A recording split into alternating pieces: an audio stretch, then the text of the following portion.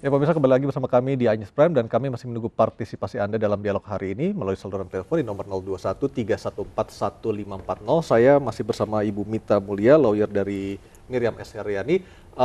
Bu Mita, di satu sisi memang benar apa yang Anda lakukan bersama klien Anda mengajukan pra peradilan adalah hak dari seorang tersangka jika melihat ada sesuatu kejanggalan yang dirasa janggal dalam proses peradilan. Tetapi di sisi lain ada juga pendapat yang mengatakan ini sebenarnya adalah buying time atau tunda-tunda saja dari Miriam S. Haryani untuk mengikuti proses peradilan di KPK. Komentar Anda, Bu, seperti apa? Halo, Bu Mita? Oke, oke, baik, terputus. Saya ke PKB dulu. Bang Daniel, kalau kita berbicara soal hak angket ini yang nanti tentunya akan bermuara atau baru akan berlanjut setelah reses tanggal 17 Mei. Ya.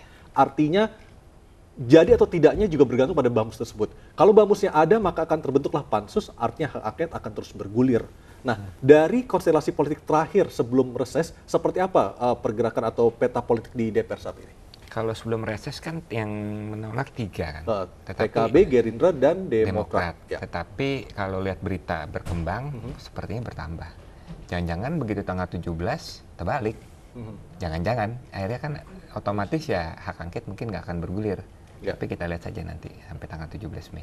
Kalau hak angket itu tidak bergulir, artinya semakin menguatkan apa yang terjadi di benak masyarakat. Ini sebenarnya tadi yang disebutkan, ini sebenarnya kepentingan pribadi tapi mengatasnamakan kepentingan politik DPR.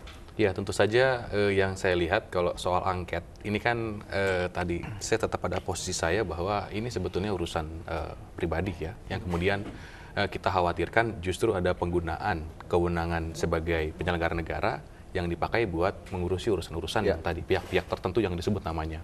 Nah tentu kita akan melihat soal dampak.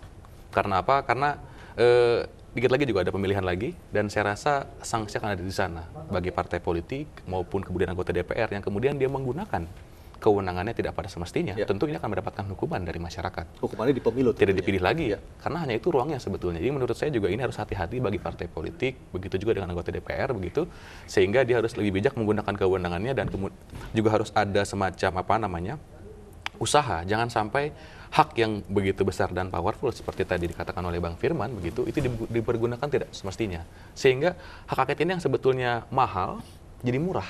Marohnya turun ya? Iya, karena apa, digunakan buat urusan-urusan personal, nanti ke depan bisa juga dipakai. Ada anggota DPR karena kasus kepolisian, karena prosesnya masih jalan, kemudian dipaksa lagi pakai angket buat membuka berita acara pemeriksaan di penyidikan.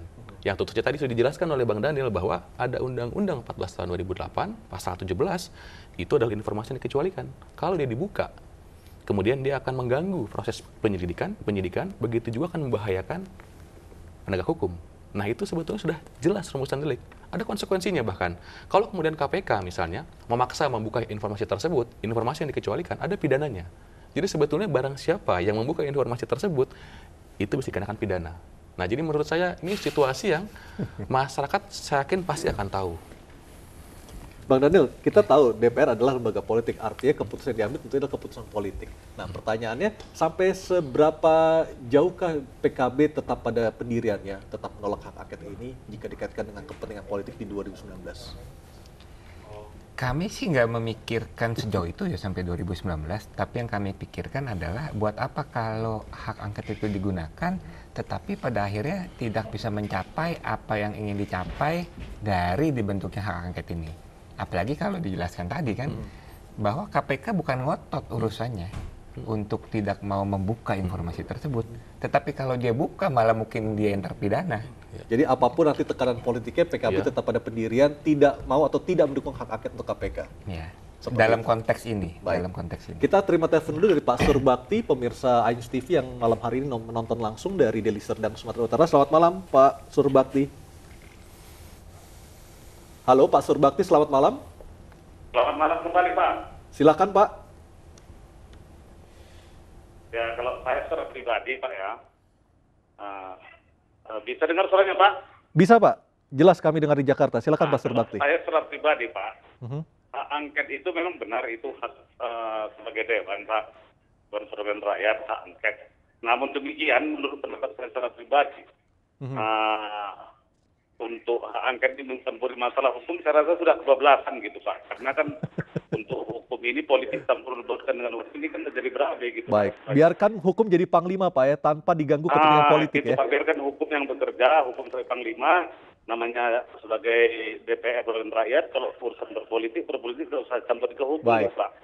Baik Pak Surbakti, terima kasih untuk teleponnya langsung dari Deli Serdang, Sumatera Utara. Selamat malam Pak. Bang Firman, pengalaman Anda di DPR, Anda udah bukan anggota DPR lagi, dan malam ini kami mengundang Anda sebagai orang yang dulu merumuskan Undang-Undang KPK. Tarik ulurnya bagaimana supaya memisahkan antara hukum dan politik seperti apa sih Bang?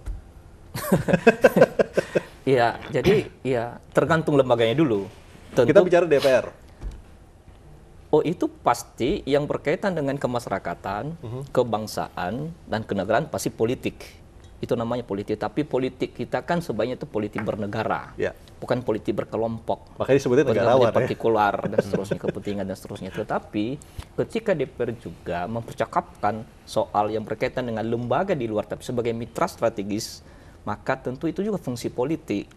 Nah, tentu itu bukan dalam rangka fungsi politik king, dalam rangka kepentingan personal, kepentingan kelompok yang dimaksud. Tapi tetap bahwa masuk itu ranah politik, ya pasti ranah politik. Tapi bisa nggak politik KPK, kenegaraan. KPK ini politik bekerja, kebersamaan. biarkanlah KPK ini bekerja sesuai dengan relnya, tanpa diganggu kepentingan politik kiri kanan atas bawah. Oh, saya sepakat sekali. Dan oleh karena itu perlu kita perkuat kelembagaan KPK. Persoalannya tadi adalah ada ungkapan yang disampaikan oleh Pak Novel ya. Dan itu sah di dalam persidangan. Tetapi berkaitan dengan teman-teman anggota Komisi 3 yang disebut namanya. Jadi sebaiknya kan bisa dilokalisir, tinggal dijelaskan secara terbuka, ada ketulusan, ada kejujuran, ada keterbukaan. Seperti yang saya sampaikan sejak awal tadi, ada pendekatan Komisi Etik, ada pendekatan personal, yaitu disampaikan ulang oleh Pak Novel, akurasinya di mana dan dengan siapa.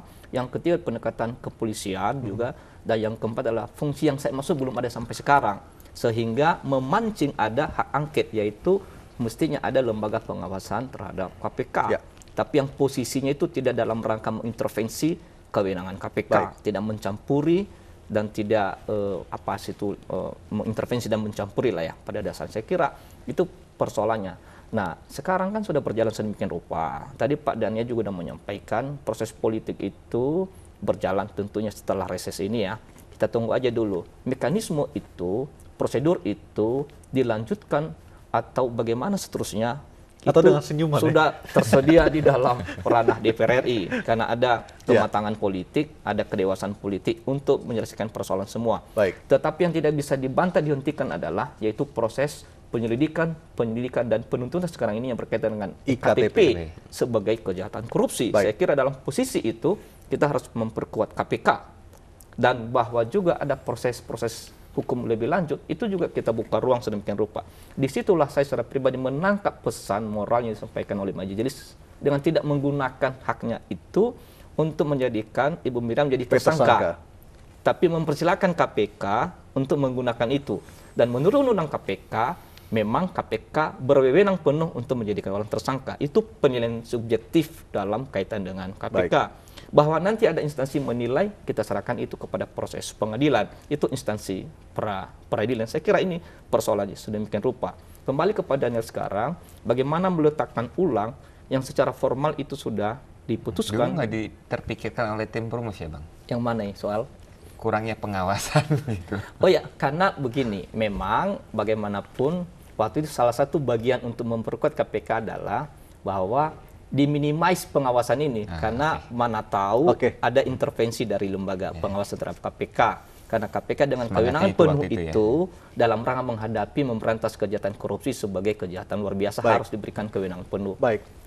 Dan kita sudah tersambung dengan Febri Diansyah, juru bicara dari KPK. Selamat malam Mas Febri. Selamat malam Mas. Oke, Mas Febri, kita break dulu sejenak. Nanti kita akan lanjutkan lagi dialog kita, tapi kita harus break sejenak. Anyes Prime akan segera kembali. Pemirsa, tetaplah bersama kami.